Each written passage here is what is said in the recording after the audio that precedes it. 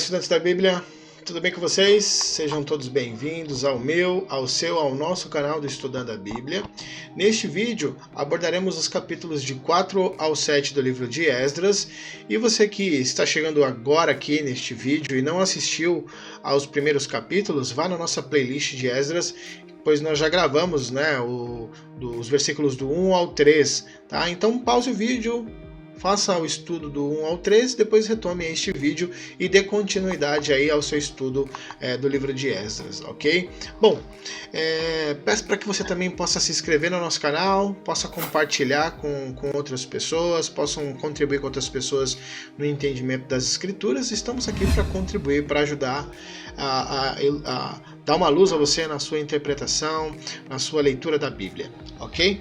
Bom, vamos seguindo aqui então ao nosso estudo. Muito bem, então bora lá. O capítulo 4, né? Os inimigos fazem parar as obras, tá? Os inimigos dos judeus souberam que eles estavam reconstruindo o templo do Senhor Deus e foram falar com Zorobabel e disseram o seguinte: queremos construir o templo junto com vocês, pois nós adoramos o mesmo Deus que vocês e temos oferecido sacrifícios a ele desde o tempo de Esaradom, rei da Assíria, que nos mandou morar aqui, tá? Aqui, esses inimigos dos judeus, tá, são os samaritanos, que o cronista, né, o autor, ele já nos adianta essas pessoas, né? Então eu já adianto para você que são os samaritanos, são os amonitas, moabitas que estão ali ao redor de Judá e Jerusalém, né? Para você que desconhece um pouco a origem dos samaritanos, em 2 Reis, capítulo 17, nós temos aí Salmaneser e posteriormente com Sargão II ali, tomam Israel, né, as 10 tribos do norte. Eles deportam os israelitas para suas regiões, Nínive, Assur, Babilônia, e trazem pessoas dessas regiões, né, que eram considerados pagãos, para morar ali em Samaria, né, onde era a capital de Israel. Tá? Então, essa mesclagem dessas pessoas, o sincretismo também religioso dessas pessoas, deu aí o significado das pessoas dali como os samaritanos, né? Vale lembrar também que nem todos os israelitas das 10 tribos foram dispersos e levados para as outras localidades. No próprio livro de 2 Reis, capítulo 23, 24, nós vemos ali que há bairros novos, assentamentos novos, e isso tudo leva a crer que são pessoas das 10 tribos que saíram e foram morar em Judá e em Jerusalém, tá? Então o cronista ele já nos adianta quem é esses inimigos, e prontamente eles vêm com a intenção de ajudar, né?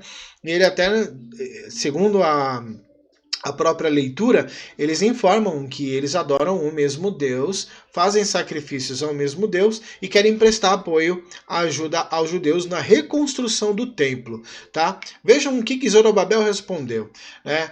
Josué, Zorobabel e os outros chefes das famílias israelitas prontamente recusaram essa ajuda, dizendo que não precisavam da ajuda deles, pois este trabalho cabia unicamente a quem? Aos judeus, né? Como o rei Ciro havia decretado. Então, o rei Ciro decretou lá no capítulo 1 de Esdras a saída do povo judeu, o povo hebreu, do exílio da Babilônia, a retornar a Judá e Jerusalém e lá construir o templo, a sua cidade e a sua moradia, né? Cumprindo-se uma profecia do próprio Jeremias, Jeremias 25, onde o Senhor Deus diz através do profeta que eles ficariam lá até o tempo do neto de Nabucodonosor, né? Então Ciro ele vem, ele toma, né, os persas, junto com os medas, tomam a Babilônia, se tornam senhores dessas regiões, como a Síria também. A Síria já foi tomada justamente por eles, né, pelos babilônios. E aí agora os persas tomam e eles se tornam senhores dessas regiões, e através do decreto, inclusive o próprio Isaías, né, fala que o ungido do Senhor, que é o Ciro, ele libertaria o povo do exílio e o povo retornaria para Judá e Jerusalém para reconstruir o templo. Então aqui se cumpriu também uma profecia, e nessa passagem os judeus dizem e alegam que, assim como o rei Ciro havia decretado, eles estão seguindo essa prescrição por Ciro, né, que esse serviço caberia unicamente a eles. Tá? Então quem é a gente daquela região? Os samaritanos, moabitas, amonitas, né, o povo daquela região, fez de tudo para desanimar os israelitas, né? Para pôr medo neles, a fim de parar a construção, tá? Além disso, deram dinheiro a certos funcionários do governo persa para que esses atrapalhassem os planos dos israelitas, né? E isso aconteceu durante todo o tempo em que o rei Ciro foi rei da Pérsia, até o reinado de Dario, rei da Pérsia. Ficou um bom tempo parado a construção do templo, pelo menos 20 anos ficou parada essa construção, essa rejeição dos judeus também do apoio, da ajuda dos meio-irmãos, né, dos outros seres humanos que queriam ajudar a contribuir com a sua ajuda. Só que o que acontece? Nós vemos aqui, né, no caráter dessas pessoas que eles se mostraram quem realmente eles eram, né? Porque quando eles estão de frente com essa situação de uma rejeição, eles mostram quem realmente eles são. Então eles fazem de tudo para que parem essa construção, eles subornam pessoas, funcionários do governo persa, justamente para embargar essas obras, e é o que acontece, tá? Mas para você que está lendo o livro, para você que está agora habituando com a leitura da Bíblia, eu quero trazer uma mensagem para você, tá? Deus, ele não faz distinção e rejeição de pessoas. Tá? O que ele quer, sim, ter um relacionamento com nós, os teus filhos, e nós precisamos estar com o coração aberto para que tenhamos essa relação com o nosso Senhor Deus. Por exemplo, eu vou trazer para vocês, em paralelo a esse estudo, sobre essa questão do relacionamento com o Senhor, que ele não faz distinção de pessoas. Jesus Cristo, o próprio Filho de Deus, quando veio à Terra, isso está registrado em Lucas, tá? É Lucas capítulo 10, do versículos do 25 ao 27. Então, há uma parábola do bom samaritano. O que acontece na parábola do bom samaritano? Um homem estava descendo de Jerusalém, e este homem foi apanhado, foi roubado por outros homens, e ele foi muito machucado. E aí o que acontece? Ele tinha acabado de ser espancado. Então estava descendo ali um levita, e quando o levita viu aquele homem, o que ele fez? Ele atravessou, foi para o outro lado da rua, e não prestou ajuda àquele homem.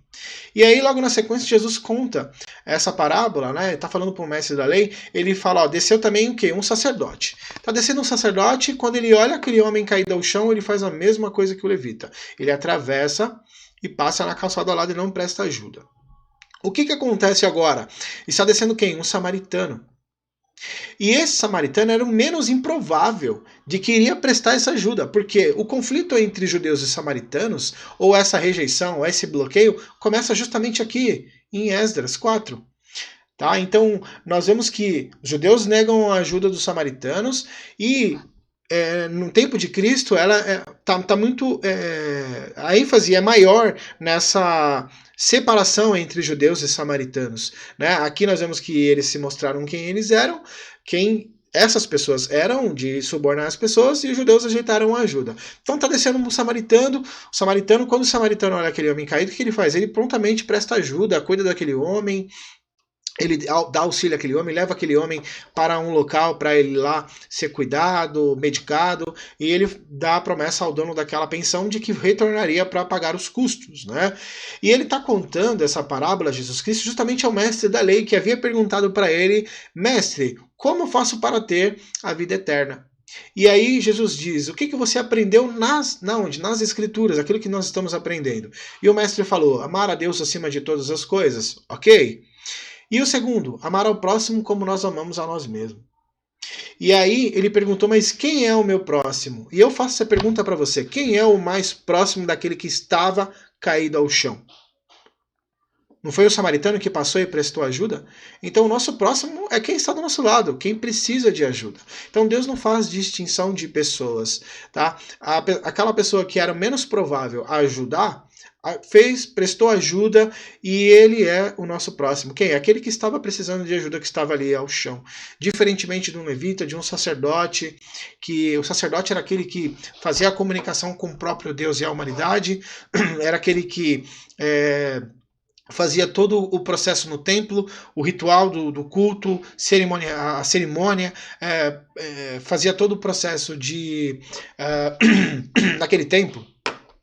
Um pouco antes da vinda de Cristo, até mesmo com Cristo ainda, eles faziam sacrifícios com os animais. Então, o sacerdote era aquele designado a prestar o serviço entre a humanidade e o Senhor Deus, justamente que aquilo era uma sombra, né, daquilo que viria, que é o sacerdócio eterno de Cristo. Né? Ele sim foi o sacrifício por completo, e por isso que nós dizemos que o Senhor é o nosso Salvador, né? Porque até aquele tempo faziam-se sacrifício com os animais. Né? O animal ele era morto no lugar de um pecador. Ou seja, então naquele tempo, eles faziam ainda esse ritual e o sacerdote era a pessoa designada a fazer esse trabalho. Tá? Há também uma outra parábola também, já adiantei aqui, ó. Há uma outra parábola, também está no livro de Lucas, né? No Lucas 17, dos versículos do 11 ao 19, quando Jesus ele está ele estava viajando ali por Jerusalém, Galiléia, e no caminho tinham pessoas que estavam vindo de encontro a ele, eram 10 homens. E aí esses homens, ao verem Jesus, falaram: mestre, Rabi, salve-me, cure-me.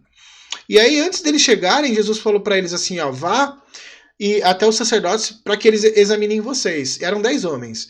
E foram os 10. No caminho, esses homens foram curados, antes mesmo de chegarem aos sacerdotes. O que aconteceu? Os 9 continuaram. Adivinha quem voltou? O samaritano. Mais uma vez o menos improvável. Então o samaritano voltou justamente para quê? Para agradecer ao Senhor pela graça. O que é a graça? É um favor imerecido. E ele veio e agradeceu ao Senhor por ter curado. Então isso nos demonstra que Deus não está fazendo distinção entre samaritanos e judeus. Quem faz essa distinção somos nós, seres humanos. O Senhor Deus é Deus daqueles que querem ser os seus filhos. Né? Eu quero que o meu Senhor seja o meu Deus. Eu coloquei a minha vida à disposição dele e estou aqui compartilhando com vocês estes ensinos, aquilo que eu tenho aprendido. Então é isso que nós temos que ter, um relacionamento com o Senhor, sem sermos religiosos, sem termos religião acima de tudo, porque religião não salva, a religião não muda nada. Quem muda é o relacionamento com o Senhor Deus, e nós vemos isso através da palavra santa dele. Beleza? Vou fazer um comentário aqui, justamente essas observações, tá? Então o Ciro, ele reina entre 559 a 530 a.C. Quem dá continuidade é Cambises. Depois de Cambises vem Dario, quem o sucede, e aí fica entre 522 a 486. E é justamente nesse tempo que Esdras vem também para ajudar Jerusalém, e nós vamos estudar aqui, tá? Então os judeus concluíram as suas obras aproximadamente 73 anos no total, tá? As obras no total desde a saída do exílio e a volta de Jerusalém. Tá? Eu até coloquei aqui. Sobre a demora na construção, o profeta Ageu e Zacarias, eles profetizaram nesta época. Eles exortaram o povo dizendo: olha, vocês estão demorando para construir o templo, suas casas estão construídas, mas vocês deixaram de lado aquilo que é importante. Por quê? Desde daquele tempo, o templo e o culto eram duas coisas unidas. Para mim cultuar, eu tinha que ir ao templo. A presença do Senhor se estabilizava onde? Se concentrava onde? No próprio templo. Né? Então o templo era um fator principal e determinante da comunhão dos judeus israelitas com o Senhor Deus. E aí nós temos o que? As leis e a ética, né? Que é a ética e os princípios morais da lei, que essas deveriam ser acompanhadas no passo a passo da nossa humanidade, né? As leis, isso tem que estar imposto em nós, mas a comunicação, o ritual, o culto eram-se concentrados no templo, tá? Então, em Ageu 1 e 2, ele exorta o povo dizendo sobre essa demora, que eles não estavam preocupados com isso. Houve sim aquela embargação do governo persa, porque os inimigos falaram: olha, aquela terra, aquele local, os reis que reinaram antes, que nem Salomão, na época de Salomão, eles se revoltaram, né, depois de Salomão, aliás, né, com os reis de Israel e Judá, depois da divisão, né, depois de Salomão, os reis, eles eram rebeldes, então eles encheram a cabeça dos governantes persas justamente para não ter rebeliões, e os persas foram lá e embargaram a obra, então ela ficou muito tempo parada, tá?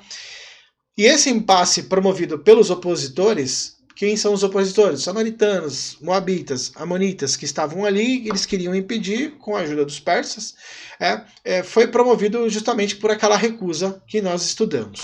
Beleza? Vamos seguir aqui para o capítulo 5, a construção do templo. Tá? A construção do templo ela se dá ali, a inauguração em 515 a.C.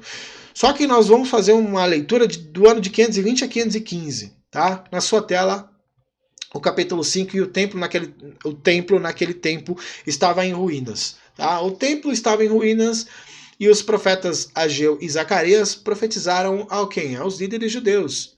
Vale ressaltar agora que o texto bíblico ele volta ao segundo ano do reinado de Dario, rei da Pérsia. Tá? Então você que leu, você já está falando de Artaxerxes aqui. Essa fonte é uma fonte aramaica que o cronista, que o autor do livro, ele introduz nessa leitura dos versículos dos 6 ao 7, se eu não me engano, para dar uma ênfase daquilo que estava acontecendo pela demora, né? Então ele já traz um relato futuro, não que ele está prevendo o futuro, não, ele relatou no livro aquilo que já havia acontecido. Então ele traz uma fonte aramaica ao contexto e nos dá essa informação. Então às vezes pode ser confuso quando você está lendo o livro de Esdras e aí você está lendo Dario, Artaxerxes. Então são reis que tiveram seu reinado tempos diferentes, posteriores, 80 anos de diferença pelo menos. Tá? Então o cronista ele traz uma informação de tempo futuro. Tá? Então em Ageu 1, o profeta exortou ao povo judeu sobre a demora da construção do templo, e ele dizia que era o Senhor que estava à frente, que o povo não deveria ter medo. Eles tinham que continuar com esse trabalho, buscando quem? A Deus em primeiro lugar e dependendo somente dele. Né? Deixa que os inimigos, Deus cuida. Faça o seu trabalho e procure então construir então o templo para que ali pudesse ser sido mantido, né, todo o ritual e toda a comunicação com o próprio Senhor Deus. Tá? Então, até aquele momento, os judeus só se preocuparam em manter suas vidas, suas casas, seus costumes e estavam com medo de seguir com a obra.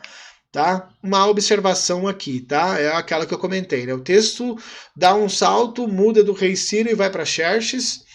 Esse capítulo 4 de Esdras é uma fonte aramaica, né? Ele faz um resumo dos versículos dos 6 ao 7, dos acontecimentos, e isso nos relata a pausa da construção do templo do Senhor e a exortação dos profetas que fizeram naquele tempo aos líderes judeus. Tá? Bom, como esse é um estudo bíblico, o que você vai fazer agora? Você vai pausar o vídeo, mas antes de pausar, você vai pegar sua Bíblia e vai ler Esdras, capítulo 4, dos versículos dos 6 ao 24. Faça essa leitura, tá? Nós usamos aqui a Bíblia da tradução NTLH, mas fica à vontade para fazer a leitura conforme você já está habituado a fazer. Mas se quiser conhecer a NTLH, faço-lhe o convite para você estudar e leia Esdras 4, versículos do 6 ao 24, dá um pause e retorne aqui no vídeo. Continuando aqui, ao capítulo 5, né? Os inimigos, eles estavam ali ao redor e viram o povo trabalhar em prol do templo. Foram até os judeus e tentaram pará-los, mas eles não pararam e continuaram. Olha que legal, pois Deus estava com eles. A fé no Senhor os fez continuar, não se importando das represálias e daquilo que os inimigos pudessem armar, pois o Senhor estava protegendo como uma muralha os homens que estavam determinados a fazer esse trabalho. Os inimigos só conseguiram enviar uma carta ao rei Dario falando sobre a construção do templo. O rei recebeu a carta e ficaram de procurar o decreto de liberação da reconstrução que Ciro havia liberado anos antes, lá no primeiro capítulo de Esdras, tá bom? Sesbazar teve um impulso inicial para a reconstrução do templo, no versículo 16 que você leu, mas não teve continuidade, né? E no outono de 520 a.C., ainda não havia nada mais do que ruínas, né? Está em Ageu 1:4. Desta forma, pode-se falar no verdadeiro começo dos trabalhos nesta data, no ano de 520 a 515. Beleza? Bom, capítulo 6. A ordem de Ciro é o que? É encontrada. Então o rei Dario mandou que fizesse uma busca nos arquivos reais da Babilônia, onde eram guardados documentos, e na cidade de quê? De Ecbatana. Foi encontrado o documento. Nele estava escrito o seguinte, a mesma coisa. Pausa o vídeo, leia Esdras, capítulo 6, versículos do 3 ao 22. Retorne aqui e faremos uma observação sobre essa leitura. Muito bem. Presumo que tenha lido, presumo que tenha entendido. Se não entendeu, vamos lá. aqueles inimigos que antes se opunham à construção do templo e fizeram de tudo para pararem a obra, vejam só, agora são eles que vão financiar a obra. Sabe como? Lá no versículo 8, as despesas serão pagas com os impostos recebidos da província do que? Do Eufrates Oeste, que é o que? A Samaria. Tá? Versículo 9, deem aos sacerdotes de Jerusalém todos os dias, sem falta, tudo o que eles disserem que precisam. Tá? Claro, havia um limite. Vale lembrar que essa ordem dada por quem? Por Dario, era para ser cumprida. E quem se opôsse era morto com a própria viga de sua construção e a sua casa era desmoronada. Então vejam só, cada ação há uma reação, há uma ordem a ser seguida. Assim como o tempo ficou muito tempo parado, onde os judeus negaram a ajuda dos samaritanos, dos povos que estavam ali querendo prestar essa ajuda, e eles ficaram com o templo parado, agora também nós vimos que aquilo que os inimigos, os opositores plantaram, eles estão colhendo também. Como é? Eles estão pagando, financiando através dos impostos que eram cobrados, das províncias, do cidade-estado, dos reis da Pérsia, e com esse dinheiro de Samaria era pago a construção, e não somente a construção, mas tudo que os sacerdotes faziam requisição. Então, claro que havia um limite, mas o limite era alto. Então, você fez a leitura, você compreendeu que eram quantidades altas de vinho, de animais, de mantimentos. Só que o que acontece agora? Os opositores são os facilitadores. Vejam só. Então, ore por aqueles que te perseguem. Orem por aqueles que perseguem vocês. Isso é o que Cristo nos deixou, o seu legado.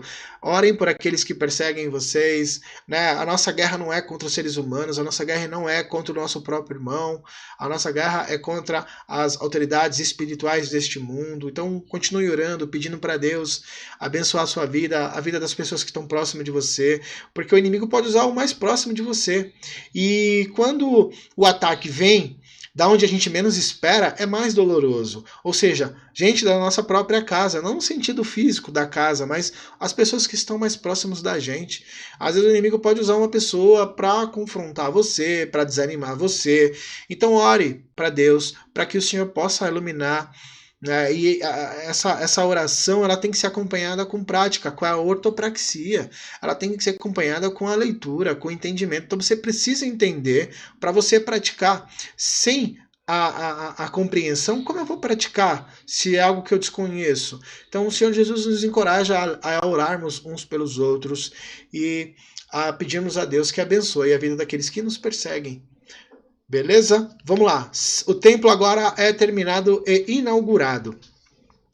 Os líderes israelitas progrediram na construção do templo, animados pela mensagem do profeta Ageu e do profeta Zacarias.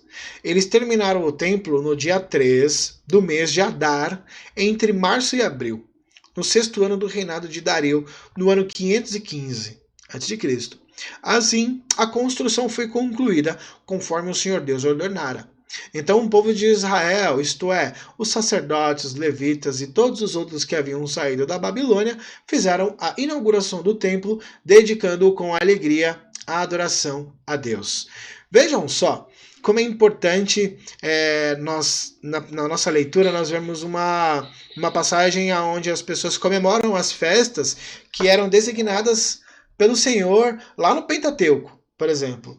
Ou na Torá, nos 5 livros da Bíblia, que é chamado de Pentateuco ou Torá, nós temos as festas que foram designadas ali. Moisés ele ordenou das festas que deveriam ser comemoradas. E a festa da Páscoa é uma delas, que foi em comemoração à saída do Egito, onde o povo hebreu saiu do Egito, e logo que eles saíram, no dia 14 de Nisan, eles comemoraram a festa da Páscoa. Aquilo deveria ser uma festa solene, dedicada ao Senhor, em comemoração à saída do Êxodo. Quando Cristo ele vem à Terra, dá-se também um novo, não um ritual, mas um simbolismo da Páscoa, que é a morte espiritual do pecado e nascer de novo através de Cristo, onde ele nos tira do pecado e nos traz para a vida eterna com ele. Então nós temos uma comemoração da festa da Páscoa,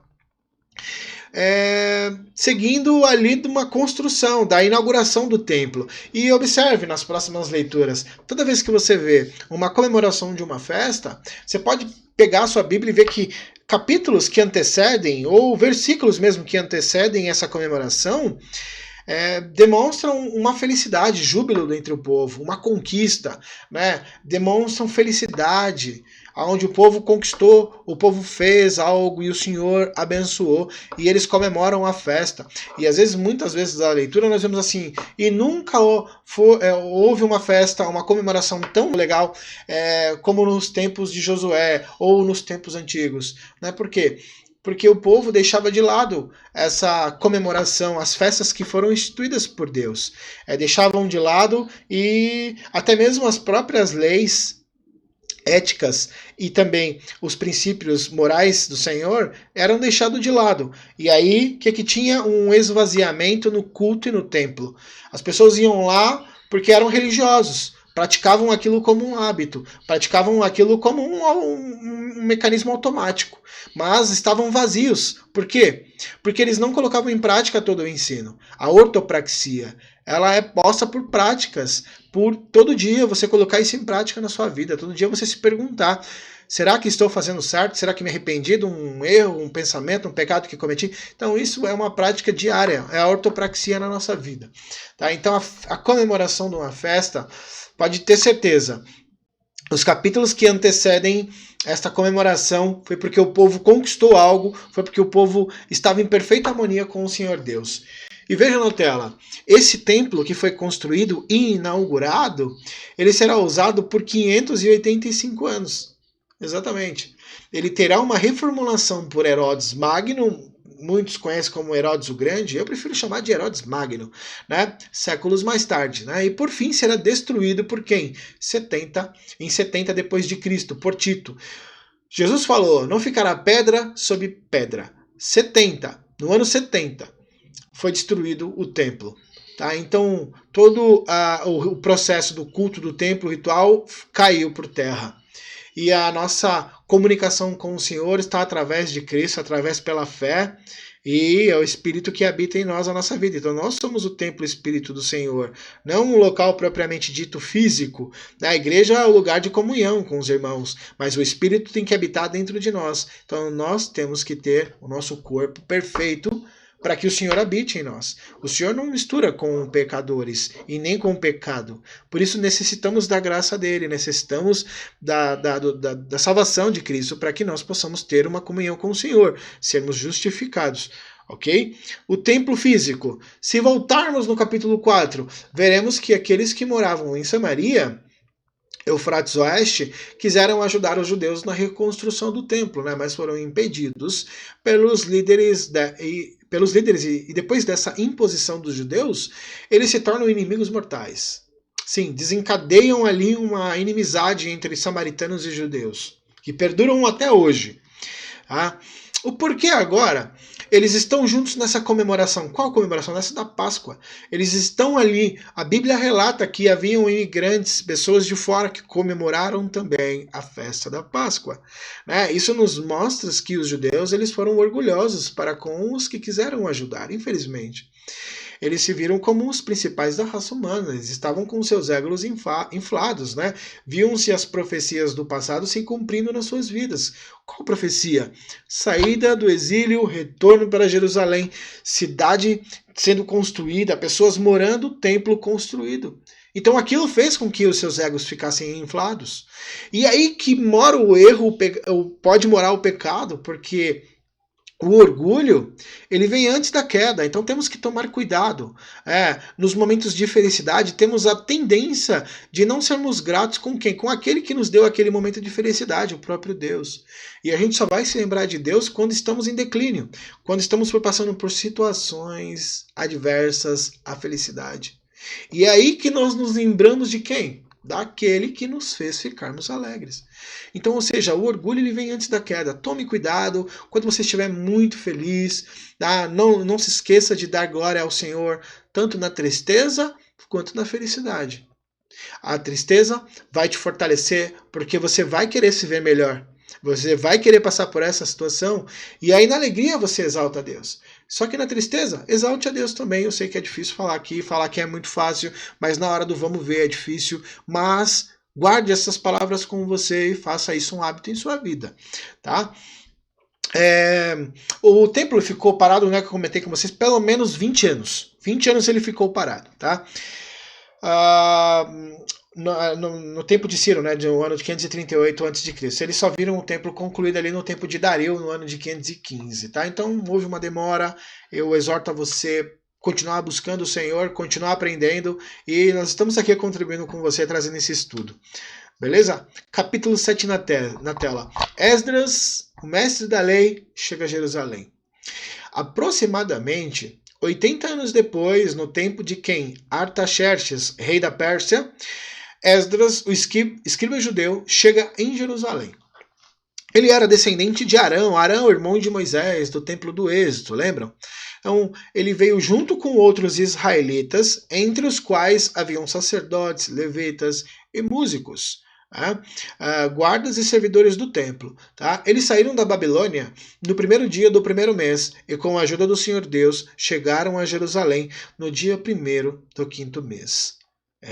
Você depois estuda o capítulo do 1 ao 3, nós vemos Esdras, inclusive o estudo dos capítulos do 8 ao 10 já estão disponíveis aqui na playlist, porque foi o primeiro vídeo que nós fizemos, que foi um encerramento do livro, e nós fizemos uma transmissão ao vivo pelo YouTube, então já está lá esse estudo, tá? E lá nós falamos da oração, do jejum. Então é importante entender também sobre o que Esdras faz quando ele se torna encarregado de trazer aquelas pessoas de volta para Jerusalém. A carga que estava sobre ele, a responsabilidade de proteger aquelas pessoas. Era uma distância considerável, Babilônia e Judá. Então imagine passando por locais onde haviam salteadores, ladrões, pessoas que pudessem roubar, e eles estavam carregando altas quantias em ouro, animais. Então, depois que acabar aqui, vai e conclua o estudo para que você entenda esse processo. Beleza? Vamos continuar aqui, ó. O Esdras, que é chamado como mestre da lei, ele havia dedicado a sua vida a estudar e a praticar a lei do Senhor e a ensinar todos os seus mandamentos, né, que está na Torá do Senhor, ao povo de Israel. O rei Artaxerxes entregou uma cópia da carta a Esdras e ela continha essas informações. Mais uma vez, pause o vídeo, leia Esdras capítulo 7, dos versículos do 12 ao 28. Retome aqui e faremos uma observação sobre essa sua leitura, ok? Vamos lá, vamos fazer uma observação daquilo que você acabou de ler. Esdras era escriba. Tá? O que é ser escriba? É aquele que lê, traduz e explica a lei ao povo, neste caso, ao povo de Israel. Tá? Esdras, ele inaugura este gênero de atividade, tá?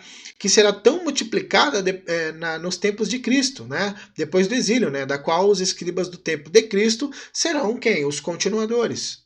Como poucas pessoas dominavam a arte da escrita, os escribas possuíam um grande destaque social, tá?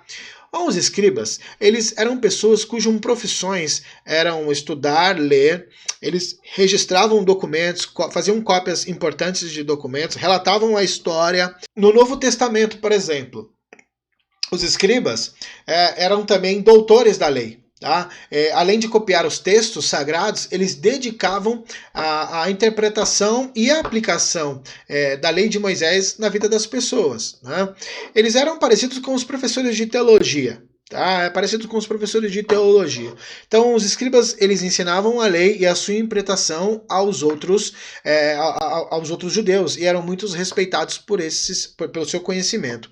Vale lembrar também que os continuadores, né, aqui na função escriba, né, os mestres da lei, no tempo de Cristo, Jesus confrontou muito escriba e mestre da lei, doutor da lei, porque eles davam mais ênfase na tradição do que na própria escritura. naquilo que o Senhor outorgou através de Moisés.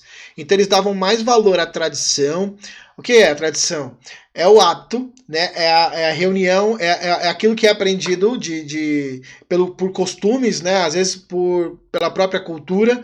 Então, os escribas, os mestres da lei davam mais importância à tradição que era imposta na comunidade do que na própria escritura. Então, por isso que Cristo confrontou com muitos deles. Inclusive, muitos mestres da lei, doutores da lei, escribas, participaram ali do planejamento da sua morte. Tá bom? Então eu espero que esse estudo possa traga a você conhecimento, traga uma luz da interpretação, tenha te ajudado, colaborado positivamente. Esse é o nosso objetivo aqui, compartilhar aquilo que temos aprendido, tá? Então nós concluímos aqui o nosso estudo. Eu deixo aqui o meu agradecimento por Deus, agradecer ao Senhor Deus por ter esse momento com vocês. Na tela tem meu e-mail, pode mandar um e-mail, responderei com carinho. Entre também no nosso site, no estudandabiblia.org, tá? Para você receber os próximos estudos, para que você possa receber mais conteúdo, se inscreva no nosso canal. Para que você seja notificado dos próximos vídeos, você precisa clicar lá no sininho, né? Como todo mundo diz aí, tem que clicar no sininho e você será notificado dos próximos estudos, tá? Nós já estamos preparando o estudo de Neemias, espero que esse estudo possa contribuir com você. E olha, não pare aqui, não se prende somente aqui, tá? Continue estudando os próximos livros, continue aprendendo e continue principalmente colocando isso em prática. Não seja somente um ouvinte, né? Não seja somente um observador, mas seja um praticante na sua vida daquilo que você tem aprendido através das Escrituras, ok? Deus abençoe, Deus te ajude, Deus dê um excelente dia, uma excelente semana e que você continue com muita força e muito zelo para a palavra do Senhor. Um grande abraço e fiquem com Deus.